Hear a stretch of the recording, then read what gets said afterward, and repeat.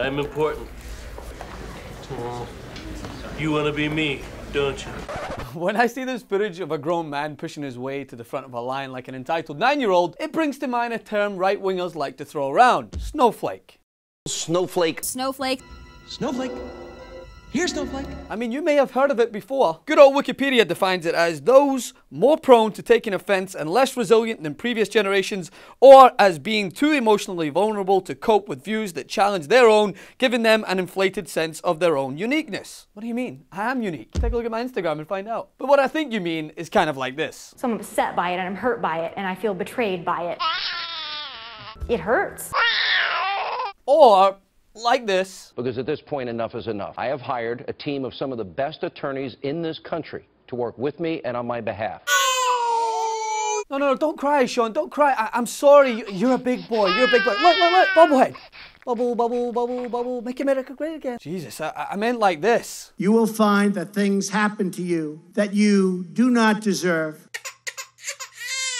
No politician in history has been treated worse or more unfairly.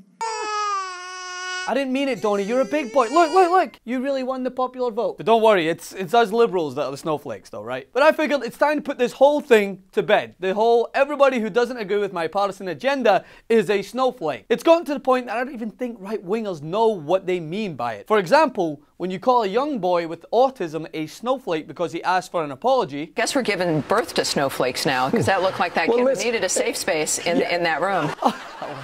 No, wait, you're not a broad-minded free speech advocate who is tired of PC culture. You're just an asshole. A plain old asshole who will eagerly seize an opportunity to criticize and publicly shame a 10-year-old boy based on your own preconceived notions just so you can stake your claim to be the biggest and loudest asshole. Does that make me a snowflake? Am I now against free speech because I criticize people who like to insult a kid with a disability? You see, this is the way the right works. If we hold imbeciles like this accountable or protest an obviously unfit president, we are disrespectful snowflakes. Yes, disrespectful for holding this guy accountable. I don't know what I said. I don't remember. Oh, but I'm sure the reporter was just a snowflake as well, right? But I asked those who dish out the snowflake awards, what do you call a guy who stands up in front of a group of soldiers who have been through some of the most adverse hardships and whines about his unfair treatment, complaining that he has suffered worse treatment than leaders who were beaten, subjected to racism, and even assassinated, calling himself the most unfairly treated politician of all time? That sounds like a snowflake to me. Or what about a TV host who fills his airtime every single night with countless complaints about how liberals are out to get him, and as a result,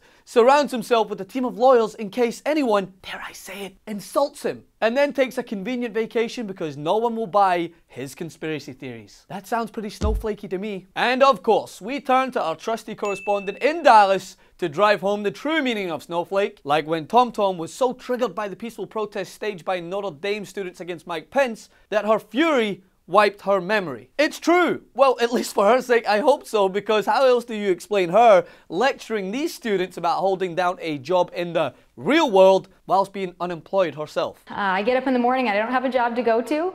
Yeah, she warned these snowflakes that complaining about issues they don't agree with will not serve them well in the real world, all while she has been shooting her latest videos from Harry Potter's cupboard. You're a wizard, Tommy. Because of a messy divorce from the Blaze, which she complained about on TV with big, bold snowflake tears. In reality, snowflake is such a limp insult. It's not even that insulting. I'm from Scotland. Trust me, there are a lot of things I could say that make snowflake seem like a well-earned compliment by comparison. Fucking shit, you fucking idiots. But snowflake has become a staple of the right, lobbed at anyone who disagrees with their point of view as if they're wholly unmoved by criticism. All while they're constantly crying about unfair treatment or liberal fascism.